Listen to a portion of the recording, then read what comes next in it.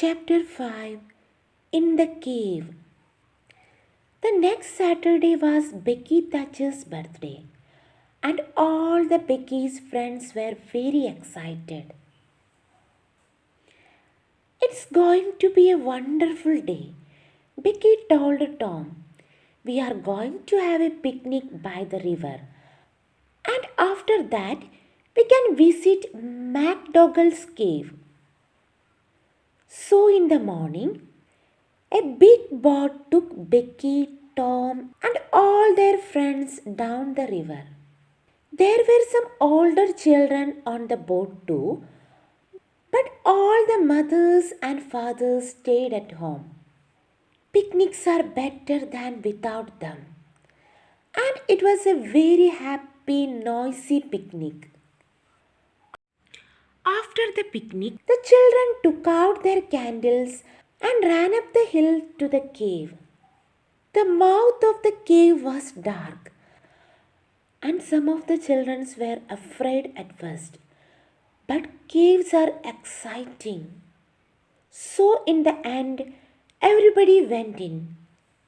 MacDougall's cave was very, very big with hundreds of tunnels and rooms. The tunnels went up, down, and into the hill for miles. You could walk for days in MacDougall's cave. Nobody knew all the cave, but many people knew the tunnel near the door. You could play all day in these tunnels. Tom, of course, knew them well. For hours, the children walked and ran through the cave, up and down the tunnels, in and out of the rooms. In the evening, they came out and walked down the hill to the boat, tired but happy. When the boat arrived back in St. Petersburg, it was dark. Huckleberry Finn saw the boat, but he did not know about the picnic.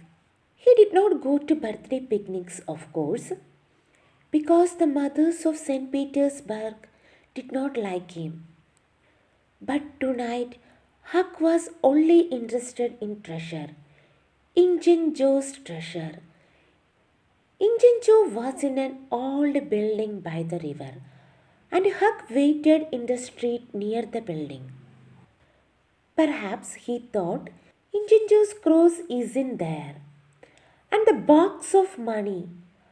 I must wait and watch. I can tell Tom about it tomorrow. But Injun Joe's did not come out. At midnight it began to rain, and Huck waited all night in the cold street. In the morning he could not move, and he could not speak. He felt cold, and then hot, then cold, then hot again. Mrs. Doggles, the woman from the church, found him in the street. She took him to her home and put him to bed. And there he stayed for 2 weeks. He was very ill, and so he did not hear about Tom and Becky. All the St. Petersburg knew about Tom and Becky because they were not on the boat. When it came back to the village, where were they? Were they lost in the cave? And were they alive or dead? At first, Tom and Becky played with their friends in the cave. Then Tom wanted to go down a new tunnel, and Becky went with him. They walked and talked and went into the second tunnel, then a third. Sometimes Tom put a mark with a candle smoke on the tunnel wall. He wanted to find the mouth of the cave again. Then they came out of the tunnel into big room. There were thousands of bats in that room, and the candles woke them up. Tom took Becky's hand and they ran into the nearest tunnel with bats behind them. But one bat hit Becky's candle and it went out. The children ran and ran through the tunnel, and at last they got away from the bats. They stopped and sat down. Suddenly, It was very, very quiet. Where are we now, Tom? Becky whispered, afraid. I don't know, said Tom. I think it's time to go back. But we can't go through that big room because of bats. Let's go down this tunnel. They went down one tunnel, then a second, a third, a fourth. Then they wanted to find the big room with the bats again. But they couldn't. Becky began to cry. Tom, we can't get out. We are lost, Tom. We are lost. They walked and walked. When they were tired, they sat down. Then they got up and walked again. Time went by. Was it day or night? They did not know. Then Tom wanted to find water.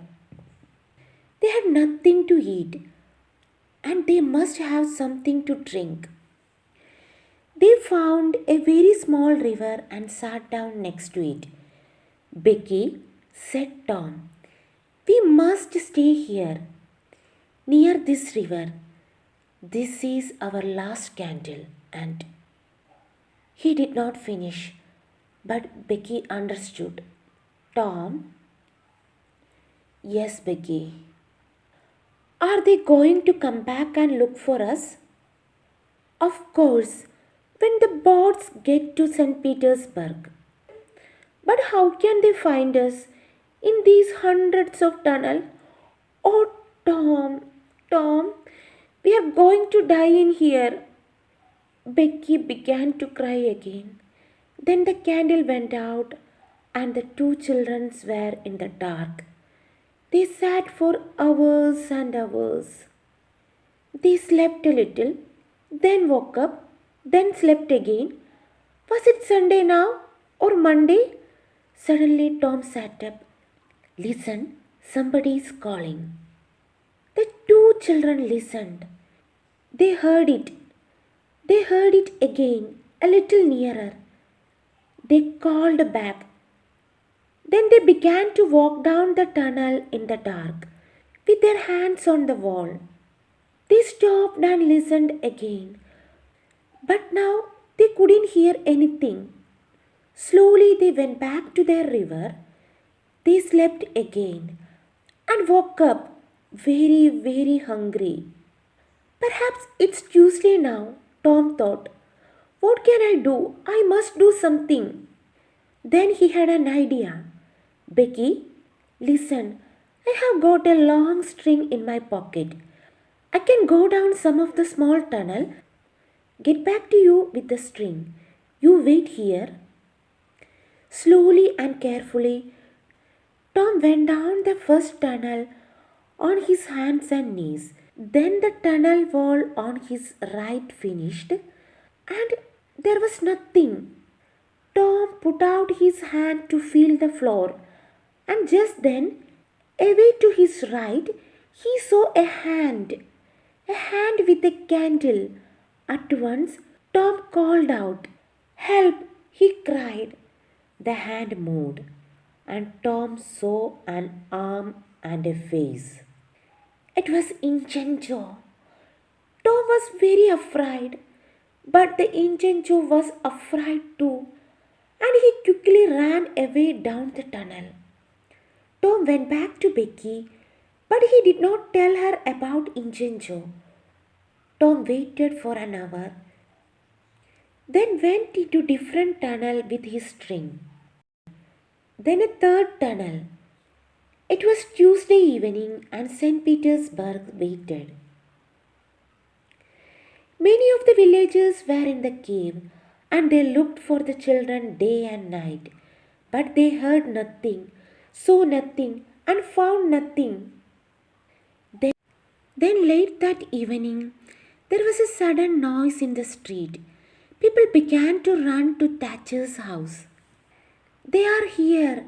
Becky and Tom are here. Most of the villagers came to listen to Tom's story. It was in the sixth tunnel. He told them, I went into the end of my string, but suddenly I could see daylight.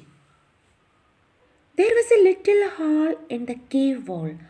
I put my head out, and there was the river right under my nose. I went back and got Becky, and we climbed out through the hole. Then we stopped a boat on the river. We were 5 miles from the mouth of the cave. Tom was very tired after his 3 days in the cave. He went to bed and stayed there for 2 days. He heard about Huck and went to see him on Sunday, and then every day. But Mrs. Doggles was always in the room. You can just say hello, she told Tom, and then you must go. Huck is very ill and he needs to sleep. So Tom could not talk about anything exciting. And he could not tell Huck about Injun Joe.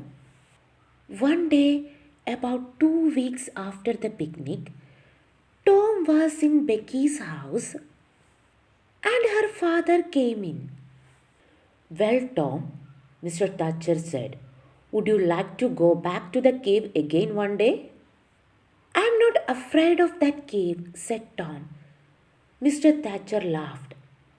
There are a lot of people like you, Tom, but nobody is going into the cave again. There are big doors across the cave mouth now, and nobody can open them. But Mr. Thatcher, Injun Joe is in that cave. An hour later, 50 men were at the cave and they opened the door. Injun Joe was on the ground, dead, his face to the door and his knife in his hand.